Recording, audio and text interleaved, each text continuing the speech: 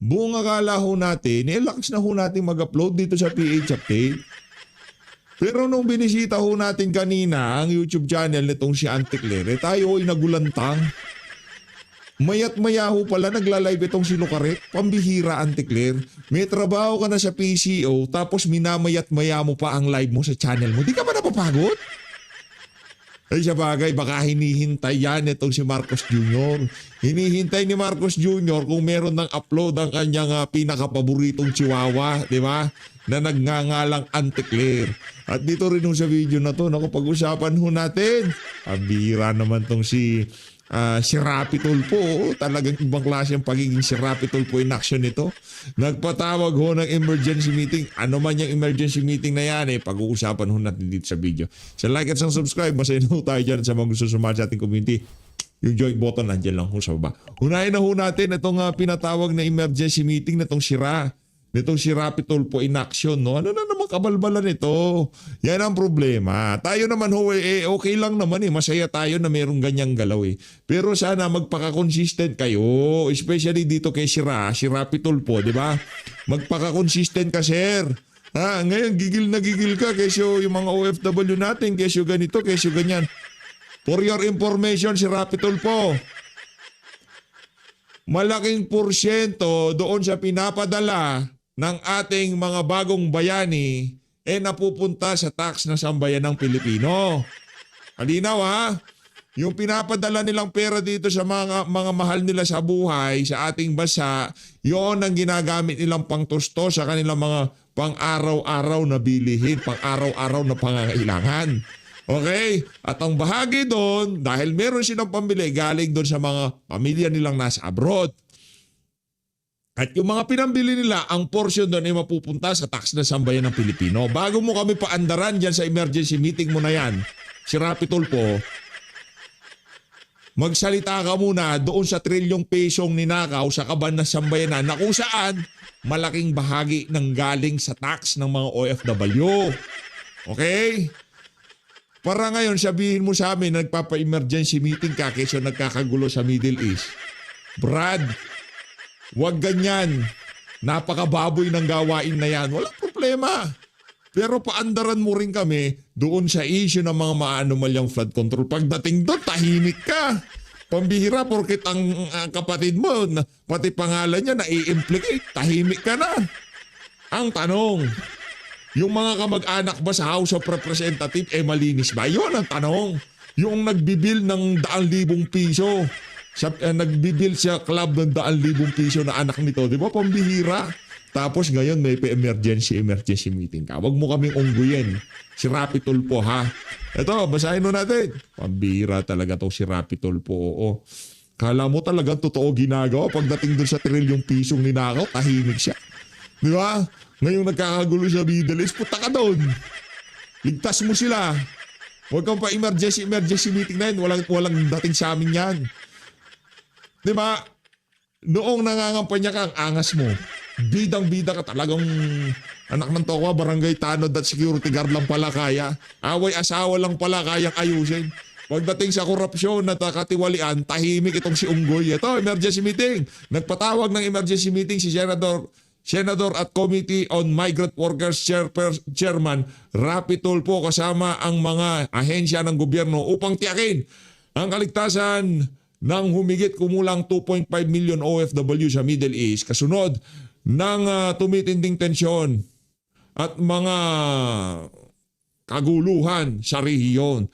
Tiyak ng mga ahensya na may nakahandang C-130 para sa posibleng repatriation, may pondo para sa emergency assistance at patuloy na koordinasyon ng mga embahada at labor attaché para sa agarang pagtugon sa anumang krisis. Yan ang sinasabi ko. Pumbihira may hawak-hawak pang papel tong si Unggoy. At nagpatawag daw ng meeting. Itong si Chairperson Rapi Tulfo, si Rapi Tulfo. Sa iba't ibang ahensya ng pamahalaan. Para saan? Tiyakin na safe sila. Pag nagmi-meeting ka ba, yung mga nagliliparang kung ano man sa uluhan nila, pagka nakita nila, naku, nagpatawag ng emergency meeting si Rapi Tulfo, ilagan natin yan dahil Pilipino. Loko-loko. Hindi ganun gumagana mga bomba, ha? Hindi ganun gumagana. Kahit sino tatamaan. Walang pinipili yan. Hindi porket nagpa-emergency meeting si Tulfo, ligtas na sila. Walang ganon. PR mo, bulok. Kung meron hong kasabihan na style mo bulok, dito sa PH Update, meron ho tayong kasabihan na PR mo bulok. Pagka ano yan, ito, PR ano to tag dito, PR monster. PR monster ho ito ni Marcos Jr. Di ba? Doon sa pinapadala, 'di ba? Doon sa sa pagsasakripisyo ng mga OFW, pagpapadala sa kanilang mga mahal sa buhay dito sa Pilipinas para mayroong panggastos at malaking bahagi doon sa panggastos nila na 'yon ay napupunta sa buwis, value added tax. 'Di ba? Kung papasyal sila, merong travel tax. 'Di ba? Sandamukal na tax. Nag-impok sila ng pera sa bangko, merong tax. Saan galing? Doon sa kinita nila diyan sa Middle East. Ngayon, concern na concern ka. Pero yung ipinadala nilang pera, anong ninakaw, tahimik ka. Palakpakan ho natin. Etong si PR mo, bulok. Pambihira. Hindi tatago sa PH Update yan. Yung mga ganyang klaseng galaw. Hindi. Malabo. Pambihira. Okay lang sana kung consistent ka Doon sa issue ng mga maanumalyang flood control, talagang tumagos ka ang problema, kapatid mo mismo, pinaparatangan na di umano, allegedly, nabiyayaan. Palakpakan. So ngayon, concern ka na. Yan ang problema sa'yo, si Rapi Tulfo. Dito na ho tayo kay Auntie Claire niyan. Ito kasi si Auntie Claire, sobrang naaaliw tayo sa mga kabalbalan niya. Di ba? Akala ko, consistent na tayo dito sa PH Update. Yung mga nanonood dyan, alam na nila yung natin, yung oras ng mga video, kung anong oras yung upload. Alas 12, alas 3, alas 5, alas 6, tapos alas 1 ng madaling araw. Alam yan ng mga kasama natin dito sa PH Update. Pagka medyo na-busy, 2 video, 3 video lang. Diba? Pero itong si Auntie Claire, iba ho ang build nitong ali na to. Iba ang build. Anak ng Petrang Garapata, nung nakita ko ang channel niya, bigla akong nanliit. Doon sa views, okay lang naman taga 9,000, 10,000, gano'n lang naman ang views niya Pagka siniswerte siguro, 20,000, gano'n, 30,000. Wala naman talaga nanonood sa kanya, pero yung kanyang dedikasyon, ang kanyang perseverance, ibang klase ho. Ibang klase yung kanyang dedication sa ginagawa niya. Yung trabaho niya sa PCO, araw ng linggo, dapat pahinga yan. Diba? Magtatrabaho ka na sa Malacanang. Ngayon, pag uwi mo ng bahay, kahit linggo, dahil ikaw ang pinakamalaking dagok sa administrasyon itong si Bangag na to, kailangan lahat ng pwede mong gawin para kahit papaano mapataas ang kanyang approval at trust rating. Kahit wala nang naniniwala sa iyo, tuloy-tuloy pa rin ang pagdadaldal mo. At least tayo naman dito sa PH Update, ang ating talaga sinusuportahan si BP Sara. At nagre-reflect sa approval at trust rating ni BP Sara ang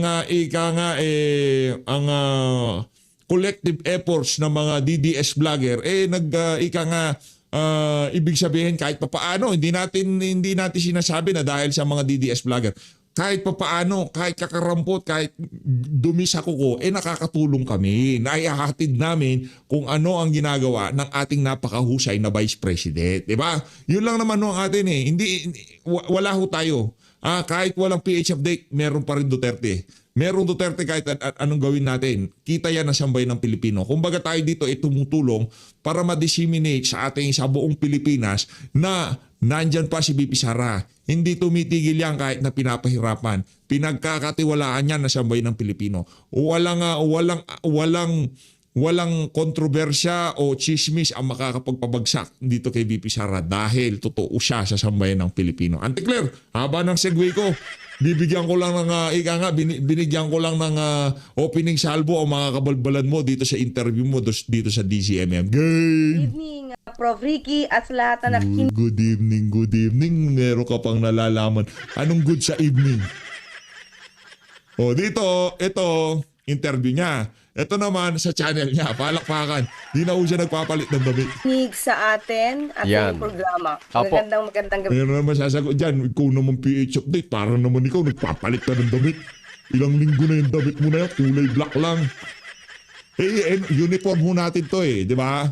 Noon hong nag-anunsyo si BP Sara na ang kulay ng kanyang kandidatura ay itim dahil paglulok siya, bumili ho tayo ng napakaraming itim na t-shirt para kahit na papaano, di ba?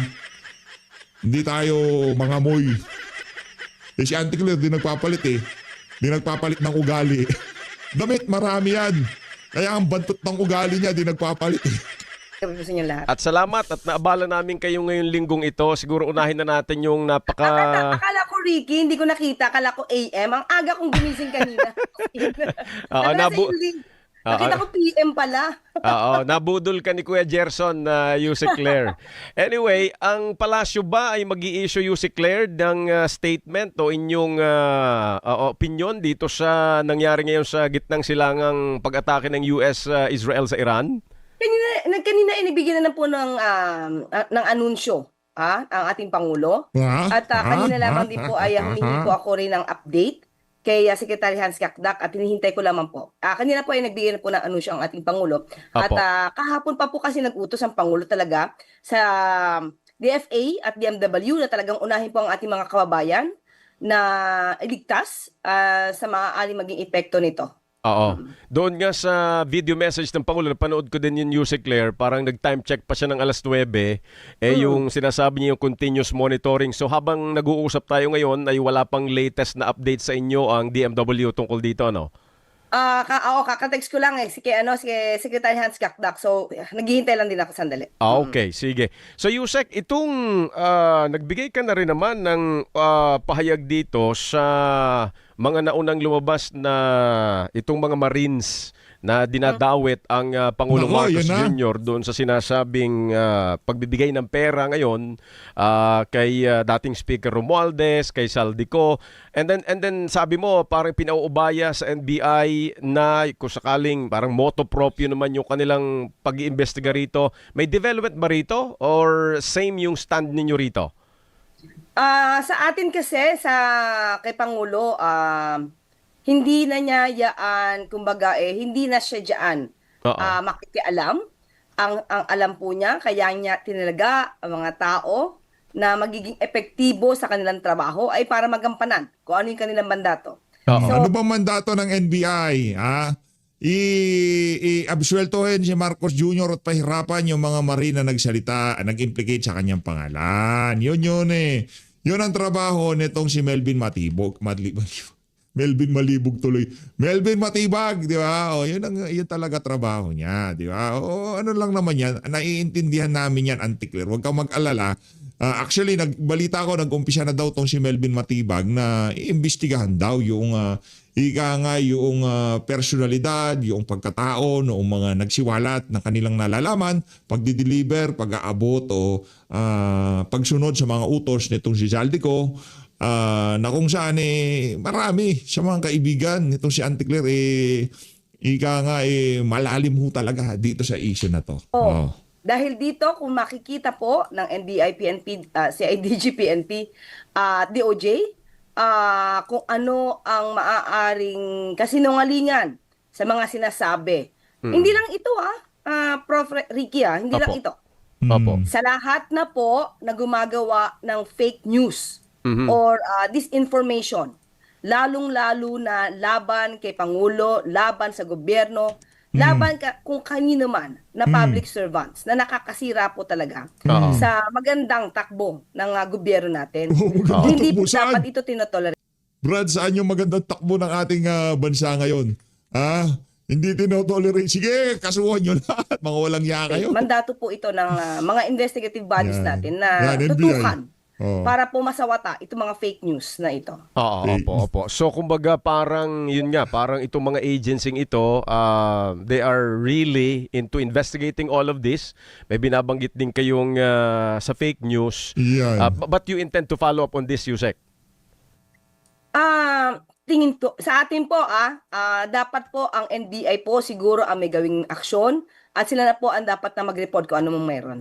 Yun. O, sige po. Yan. So, ang Nako, ano na ho, maliwanag pa sa sikat ng araw. Nako, ako nga noong 2025, meron tayong TRICOM. Ngayon naman, iba na ho ito. Hindi na ho ahensya ng pamahalaan, ay hindi na legislative ang mag-iimbestiga sa mga vlogger. Rekta, executive na. NBI tayo ngayon.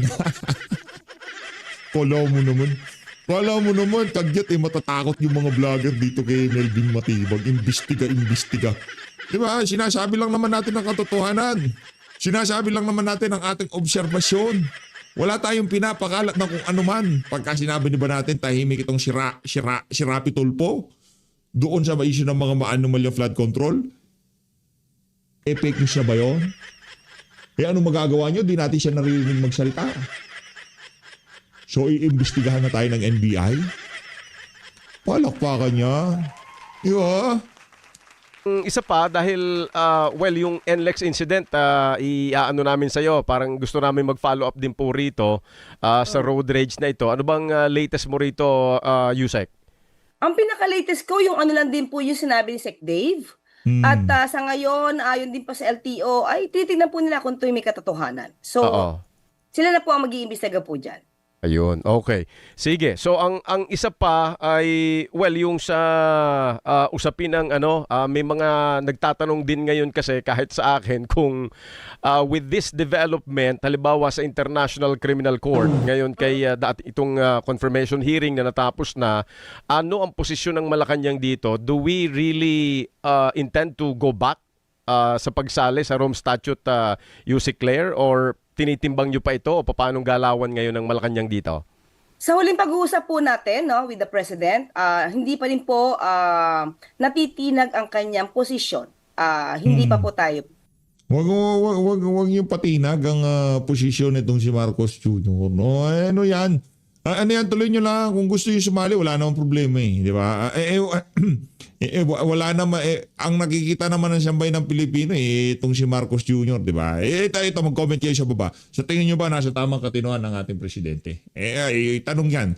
Wala tayong sinasabi ng kung ano pa man.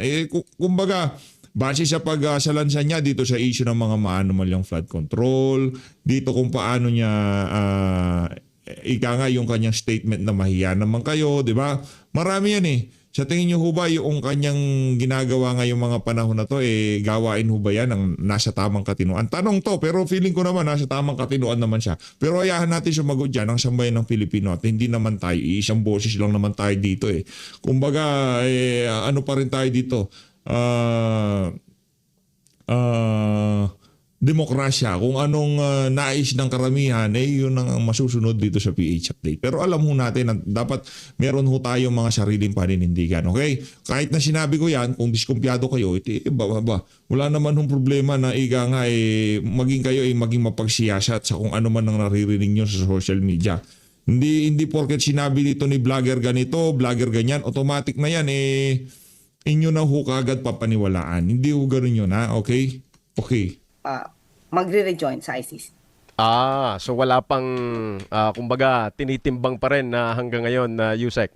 Opo, sa ngayon po, ang same position, hindi pa rin po tayo magre-rejoin sa ICC. Oo, kasi mahirap na baka sa susunod na administration si Marcos Jr. naman padala natin doon. Marami ang nagsasabi dito ngayon, yung pag-uugnay din ito sa political climate natin, Yusek, dito sa ating bansa. Ang dami ng development na halimbawa, yung binabanggit ko sa iyo kanina na yun nga sa Marines, iniuugnay din ngayon dito sa ICC investigation. So wala pa palang ganon. Dito oo. According, nadinig naman natin si Senator Trillanes, no? Dahil mismo naman ang ICC ang mukhang sinisiraan nila dito. So according to Senator Trillanes, maaari naman magsampa itong mga taga-ICC na sinisira yung di umano na. Sila na mismo. Sinisira ang integrity. Pero ang isang worrying sa akin dito, kung yung statement ni Senador Ping Lacson, hindi lang ang sinasabi niya, this could be a destabilization plot against the government. Kaya yun din ang tanong ko sa iyo na parang ito ba wala bang balak dito na investigation or whatever, because medyo yung kanya nakikita ngayon medyo worrisome yun kung destabilization plot, ha? Actually, doon patungo doon tumutungo ang mga nangyayari. Kasi kung titingnan natin kung sino yung ibang Oy, mga tao Locaret. nasa likod nito at mukhang umami naman. Itong si Mike Defensor, na isa siya sa Mike tumutulong. Defensor. Oo. At itong si Attorney Baligot ay umamin na siya yata ang sumusuporta dahil walang trabaho itong mga 18 na, actually 14 lang, no? Yung dating miyembro ng Marine Corps, yung apat, peke hindi, Oo. hindi miyembro. Mm-mm. So, umamin si Atty. Baligod na sila ang sumusuporta dito sa 18 families na ito. Mhm. So, ang tanong natin, so kung sinusuportahan mo yan, di parang lahat na lang ng pwede mong iutos, gagawin yan, di ba? Oo. At Hindi sino naman pa? ganun. Hindi naman ganun yun. Kahit na iutos mo lahat ng gusto mong iutos kung hindi binabakapan ng ebidensya, aba, may problema tayo dyan. Yan ang problema, di ba? Yan ang naratibo ng mga bangag. Oh, di ba? Dahil ikaw ang sumusuporta, kahit sino na lang pwede mong pick upin dyan at sabihin na, sabihin mo to, sabihin mo yan. Hindi ho ganun gumagana yan.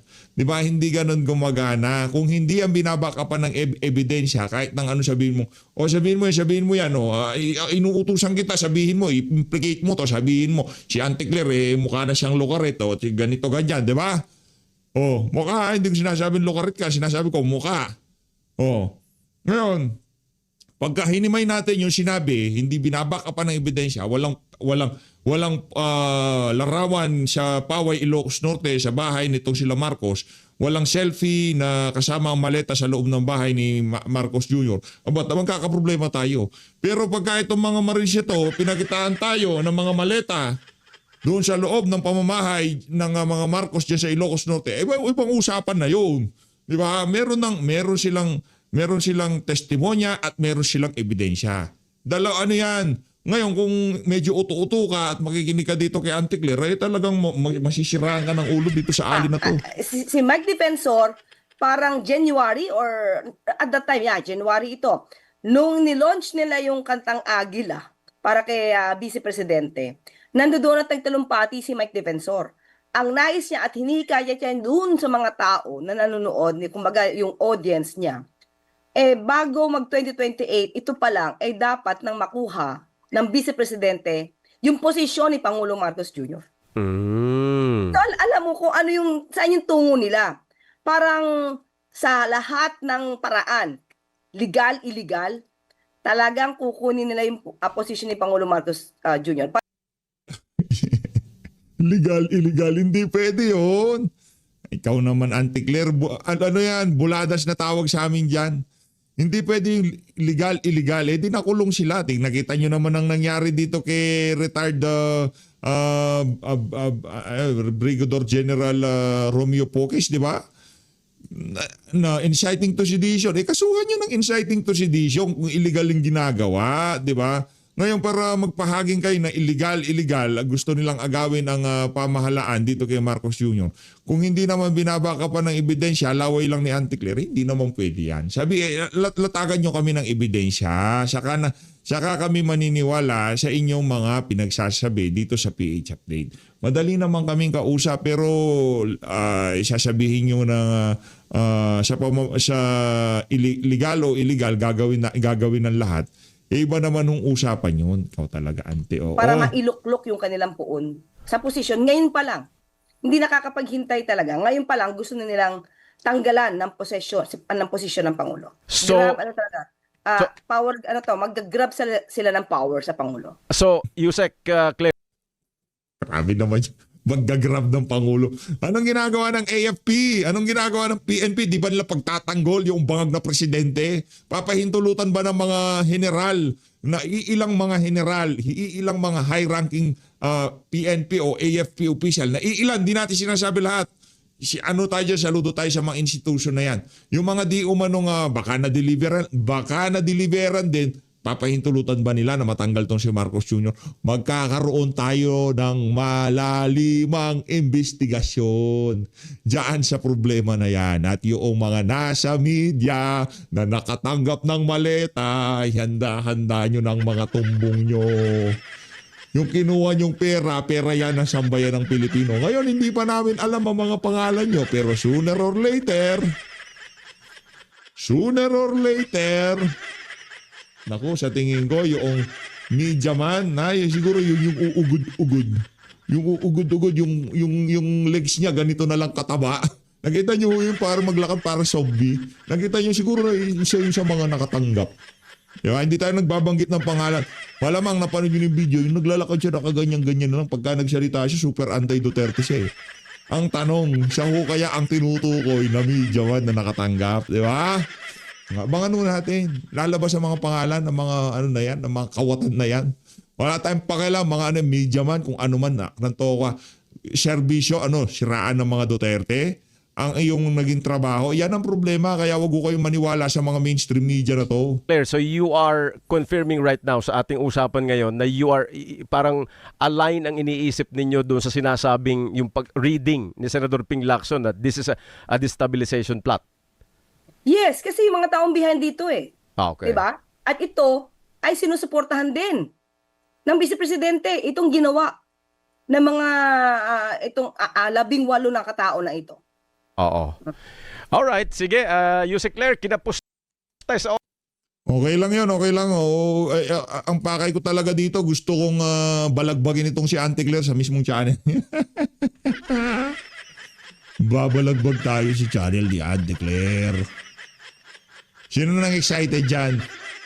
May nga pasukin natin ang mundo nitong si Auntie Claire.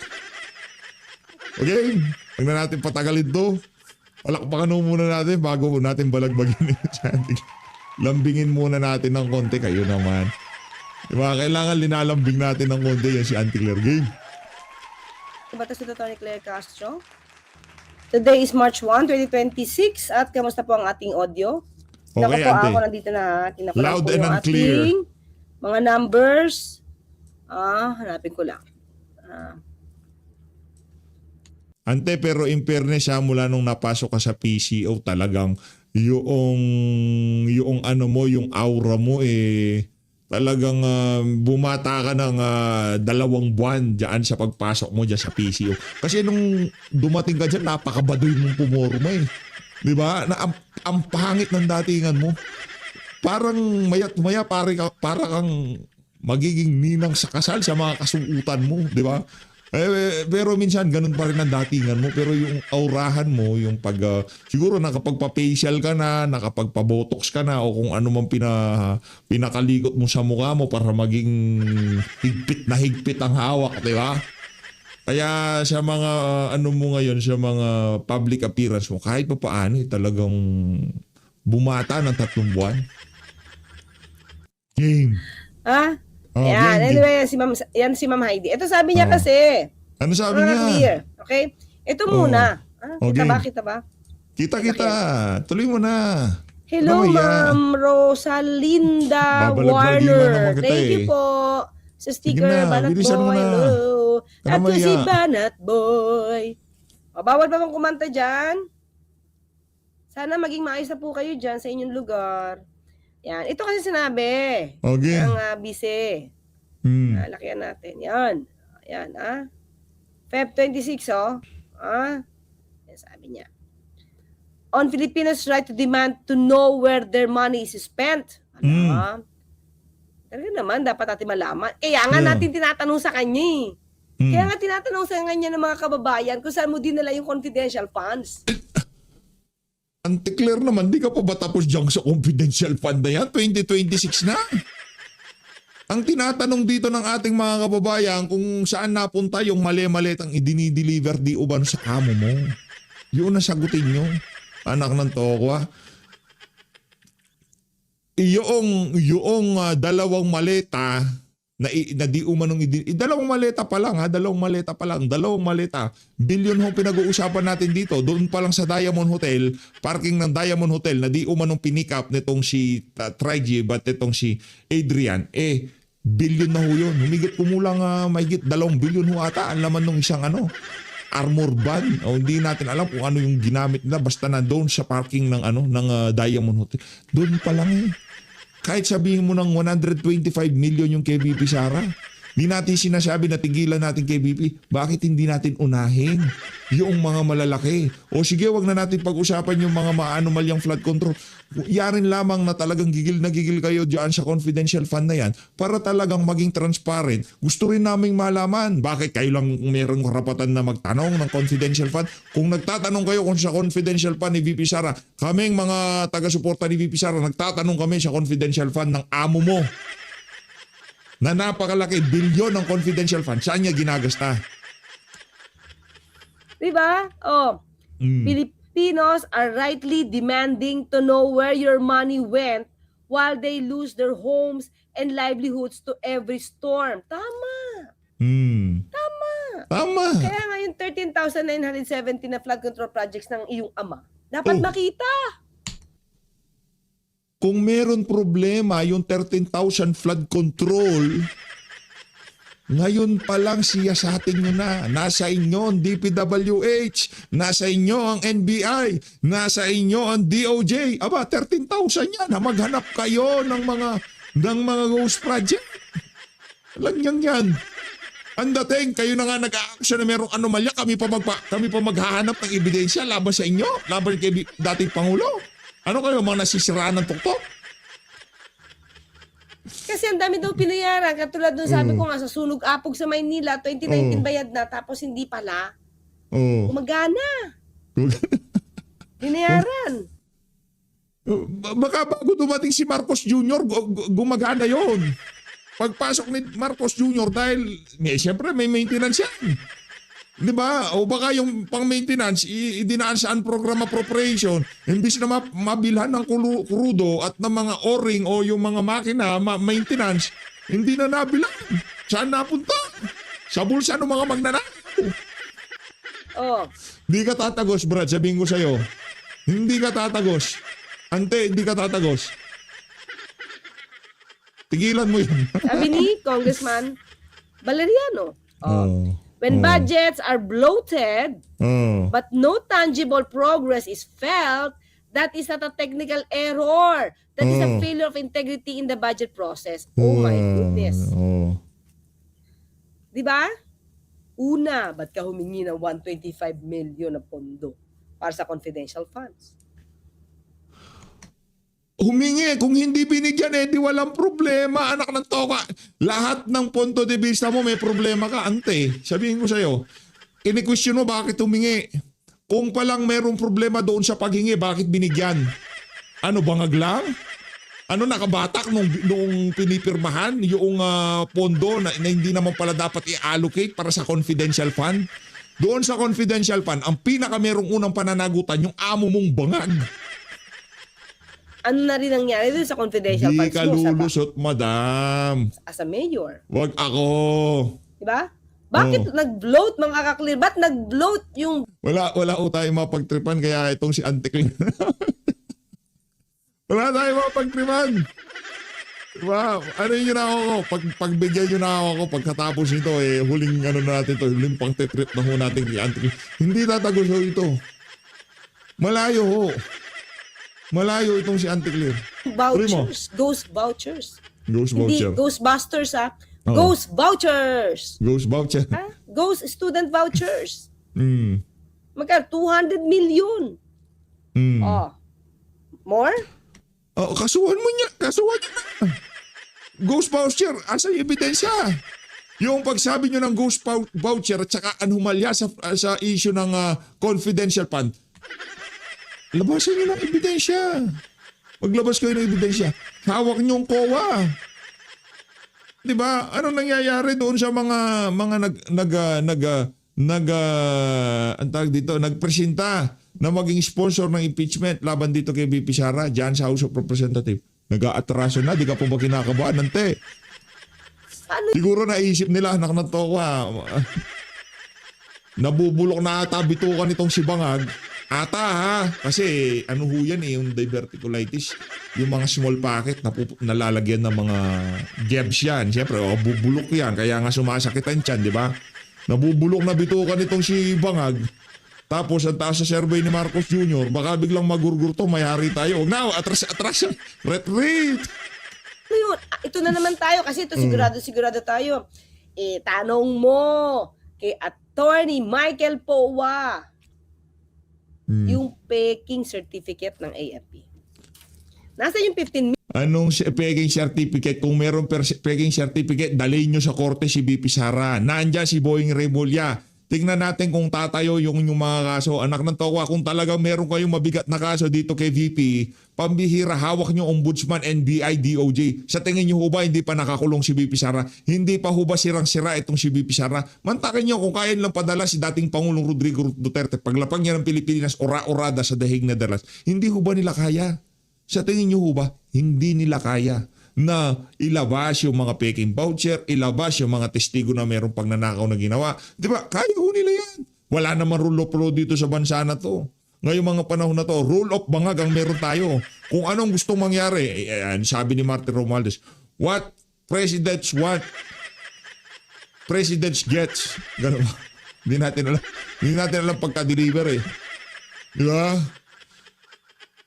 Kung anong gusto nitong si Bangag, yon ang nakukuha niya. Sa tingin niyo ba kung meron silang kasiraan na mabigat na ebidensya labang kay BP Sara, hindi pa pinalabas ng mga sintu-sintu na yan? million.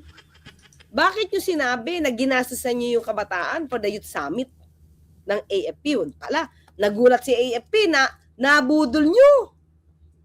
Nabudol ni Mempin at saka ni Atty. Powa. Ginamit yung certificate nila na ginastusan nyo raw ng 15 million. Sabi nung AFP. Ha?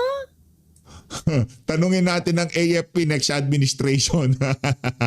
Tanungin natin next administration ng AFP kung ano sasabihin nila. Pagka sinabi nilang nabudol sila ni BP Sara, sasabihin ko sorry Auntie Claire, mali yung mga paratang ko sa'yo. Ako na mismo magpapasorry sa'yo Auntie Claire ha. Tanungin natin ulit yung AFP next administration pagka presidente na si BP Sara ha. Pagka sinabi nila na nabudol sila ni BP Sara, anak ng tokwa, isang buwan akong, isang taon ako, matagal yung isang taon. Isang buwan akong di magbablog para sa'yo, ante. Deal tayo. Shake hands tayo muna para talagang deal is deal. Hindi namin alam. Kasi kanya-kanya kaming gastos. Hindi namin alam na gagamitin doon ang certificate. Ngayon, mga ka-clear, sinunog siya. Sinunog? Ito ang sabi ni Ma'am Heidi. Kita? Si Heidi ba hindi ba nakatanggap ng maleta? Gusto kong tanongin yung mga ex-marines eh. Nagtatanong ako hindi ba nakatanggap ng maleta itong si Heidi? Hindi ba siya nakikipag-meeting kay Martin Romualdez? Sorry. Madam, paki-examine ng sarili.